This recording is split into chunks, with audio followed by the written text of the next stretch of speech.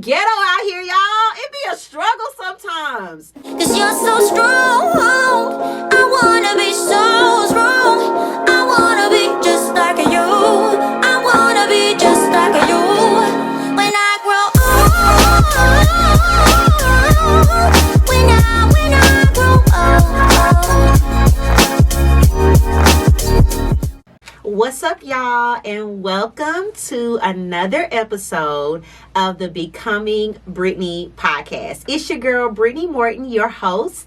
And as always, I am so excited that you have decided to tune in to another episode. Okay, y'all, we are about to jump like all the way in.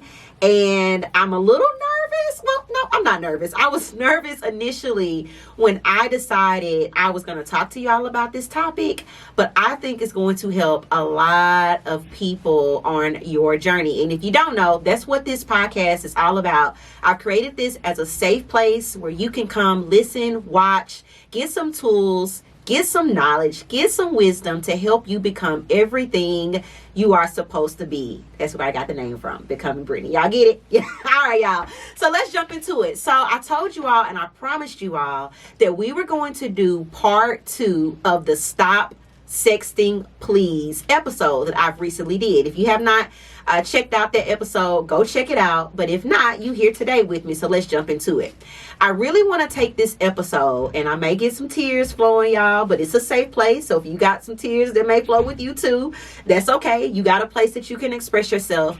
But I want to tell you all and dig into some specifics in my story. Y'all know I've been telling you about my journey of healing, my struggles I've had with relationships, how I've been in therapy, and just some things that I have learned that are really helping me now thrive in some areas of my life that I've really struggled in. Okay. And so I want to take you all back to I was about 12 or 13 years old. If you didn't already know, I have a lot of jobs. I'm a hustler. Okay. If depending on one context, you could call me a pastor. Another one, I'm a business owner. I'm a friend. I have a lot of different things. But if you don't know, my background and my belief is I am a Christian. And I believe in Jesus, but I believe in being authentic, and I believe in being real, and I believe that Jesus was a thug, so that's why I rock with him, and we can talk about that in another episode. But I say that to say I grew up, and on the outside it looked like, you know, I had it together. It looked like, you know, I was the ideal daughter, student, whatever, was popular, you know, all of those type of things. But on the inside, I was like living a double life. I had dealt with and struggled with being promiscuous since I was a teenager. I remember being 13 and 14 years old, sneaking out of the house, trying to have sex, like doing all of these different things.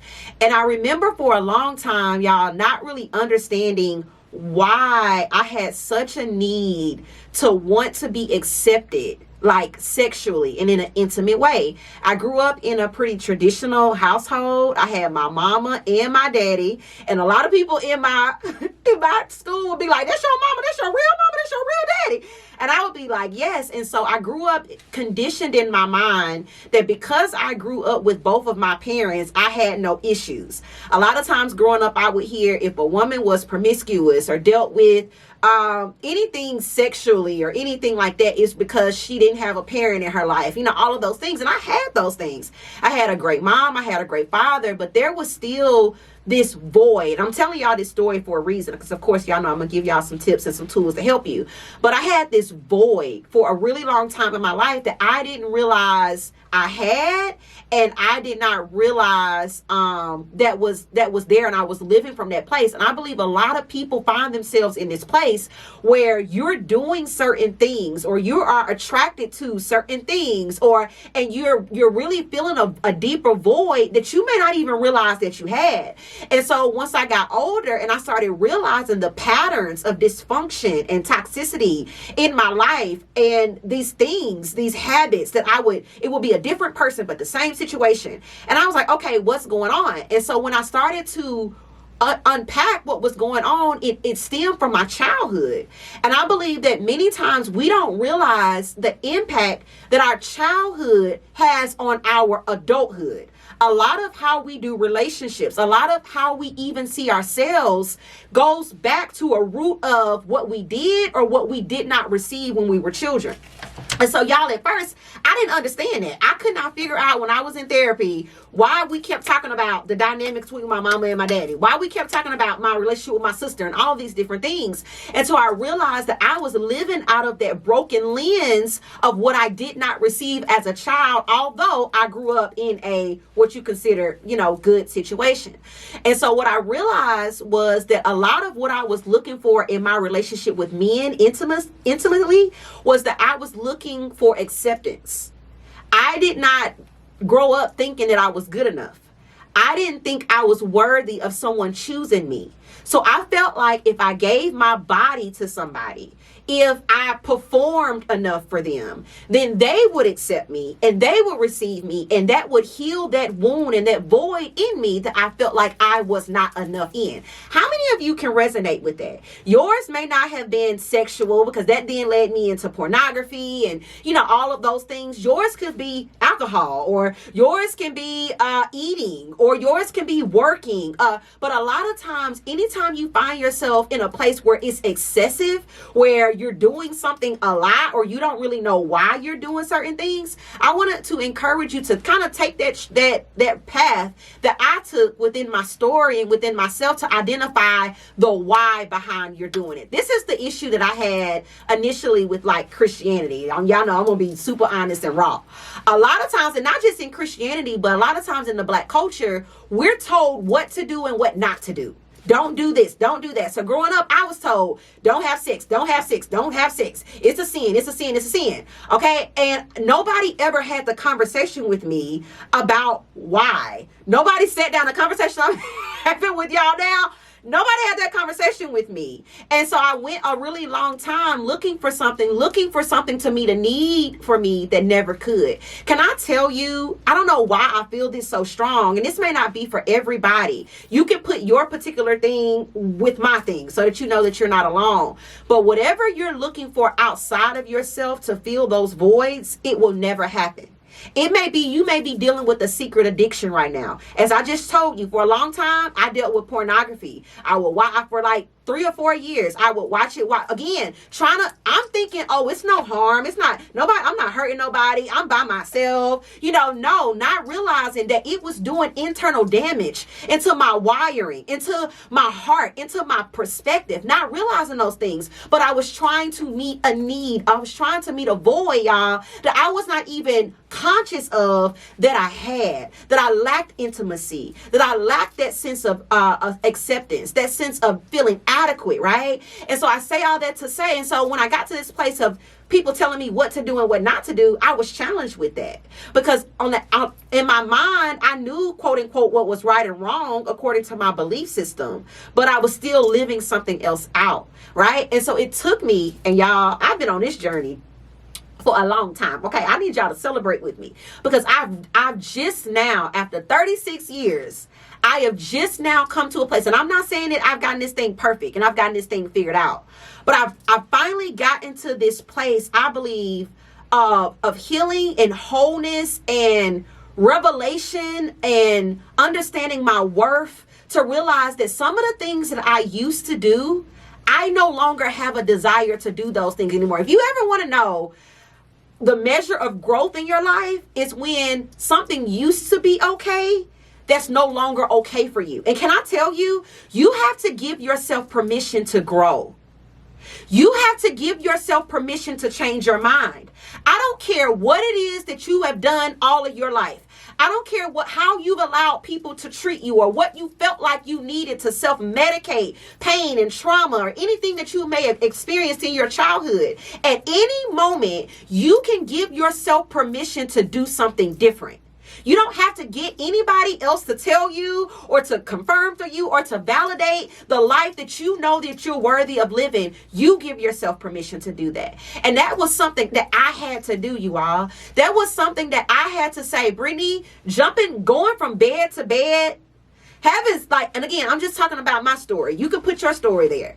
Continuing to want a man to accept you for 10 minutes, or maybe 5 minutes, or 4 minutes, if we honest, or maybe even shorter than that. And you feeling horrible on the side of that because in that moment you felt accepted, but after that they don't call you back or they don't talk. Come on, I know I may not be talking to everybody, but how many of us have been there and you've been at the place where you're like, you know what?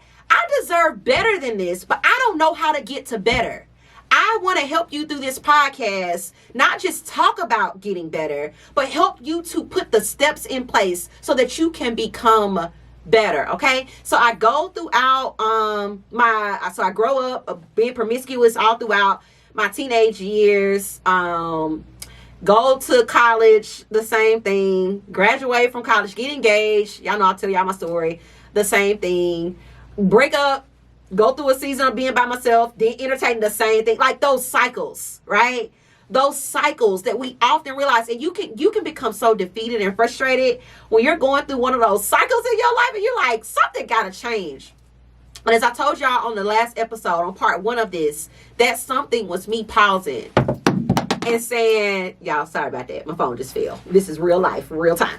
But pausing and saying, you know what? Let me pause.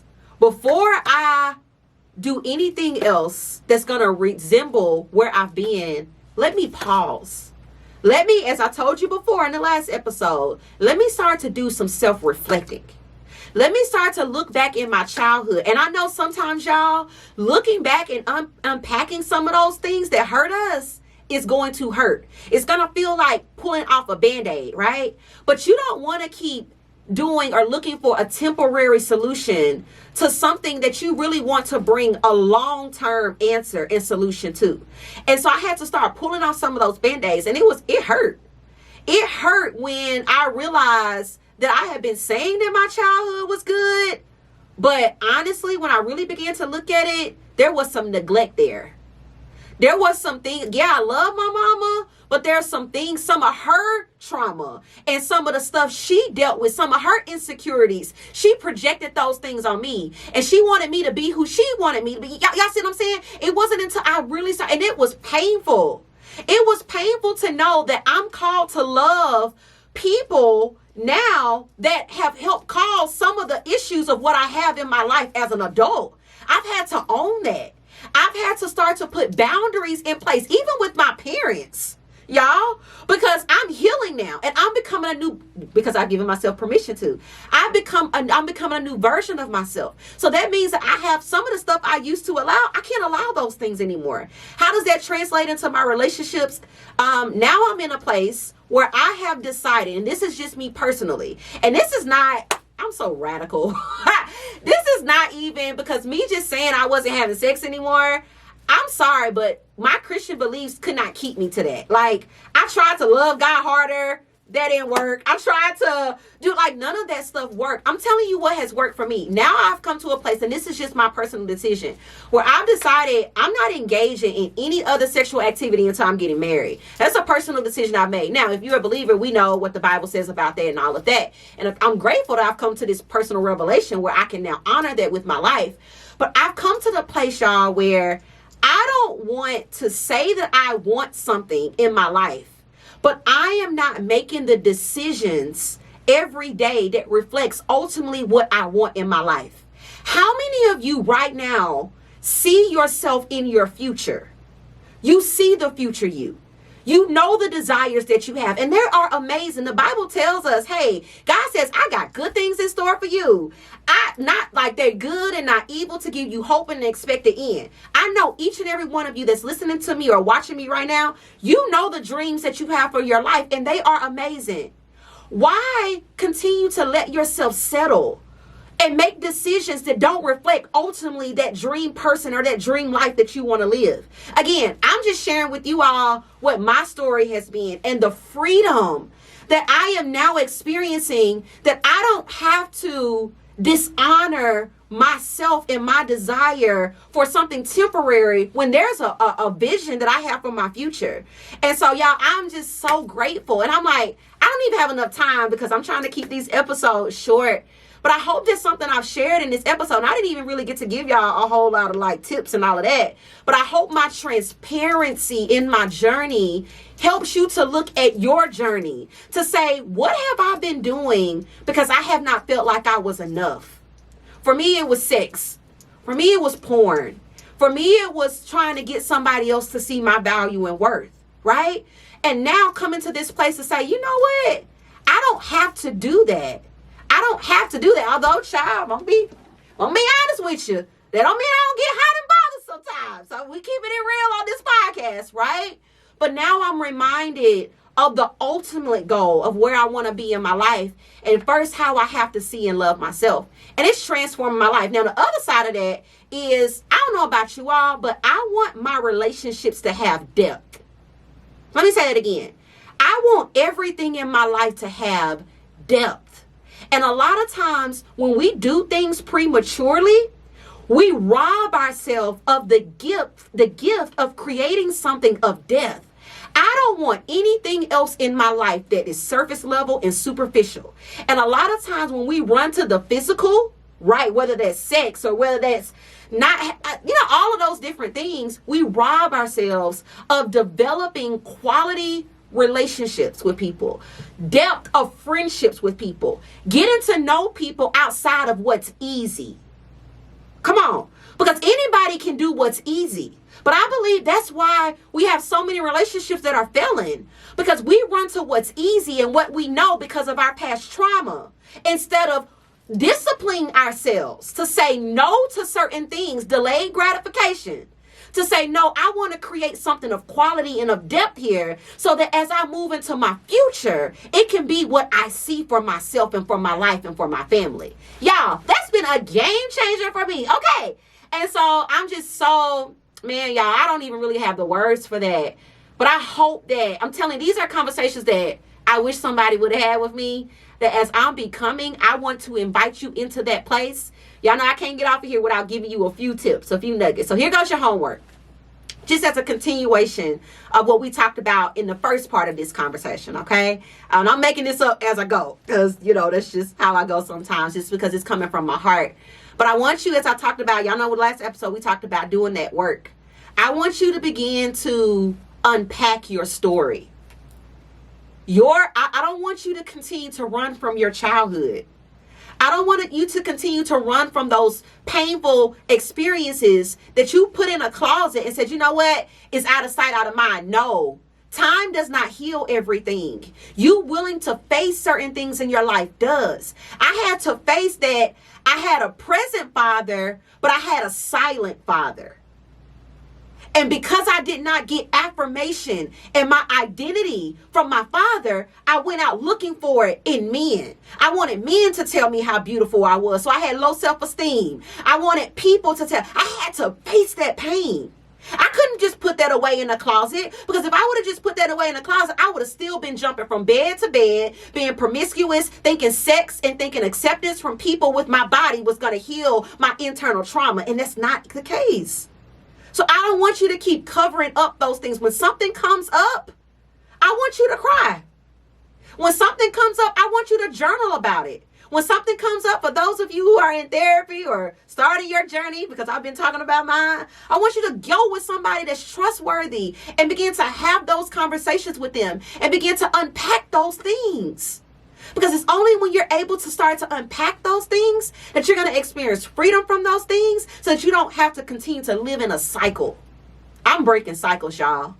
I'm breaking generational curses. I'm breaking things in my family, in my bloodline, so that my children won't have to inherit some of these things that I've had to struggle with. But I believe that I'm not the only one that has a desire to do that. I believe that as you're listening to me today, that you too are going to be a cycle breaker, that you too are going to start to do some things differently, so that you can set an example for your cousins and your nieces and your nephews, and for those in your life that are watching you.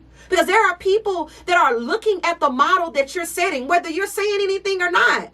And you're going to show people what's possible and what they can overcome by what you are courageously overcoming. So I just want to celebrate you today, man. You putting in the work. It be ghetto out here, y'all. It be a struggle sometimes, but you're putting in the work. You're actually listening to a podcast and listening to something so that you can become your best self. And that's worthy of being acknowledged. So I hope, again, all right, I'm getting off here, y'all. I'm getting off here. I have reached my time, I guess, and I hope this has been beneficial for you today. This is Stop Sexting, Please, Part 2. Okay, we up in this thing and we talking about real life stuff. Now I can't wait until I get some guests on here, y'all. We're gonna take these conversations even deeper. So I'm just kind of getting my feet wet, but I'm gonna start to invite some people on, and we're gonna talk about everything, every part of us, the stuff about us that we often don't talk about. And a lot of people out here talking about this stuff, but they putting out some interesting information.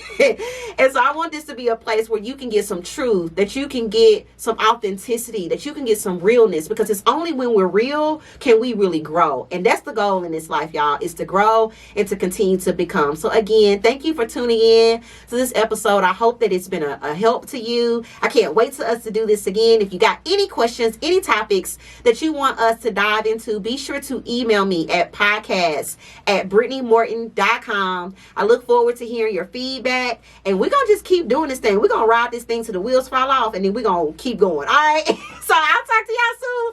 Until the next episode.